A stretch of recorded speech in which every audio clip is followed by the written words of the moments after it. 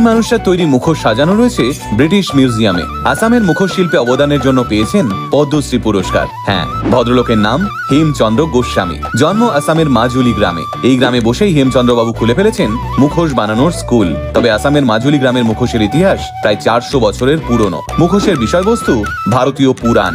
শোনা যায় এই মুখোশ পরেই নাচের অনুষ্ঠান হতো মাজুলি গ্রামের বহু মন্দিরে। তবে সময়ের সঙ্গে মুখোশ তৈরি বন্ধ হয়ে যেতে বসেছিল। ঠিক সেই সময়ে এগিয়ে আসেন হেমচন্দ্র গোস্বামী। বাবাকে দেখেই শুরু করেন মুখোশ বানানো। এরপর মুখোশের মধ্যে দিয়ে তুলে ধরতে শুরু করেন ভারতীয় পুরাণের গুরুত্বপূর্ণ অধ্যায়গুলোকে। হেমচন্দ্র বাবুর হাত ধরে গোটা মাজুলি গ্রাম জুড়ে আবারও শুরু হয় মুখোশ বানানো।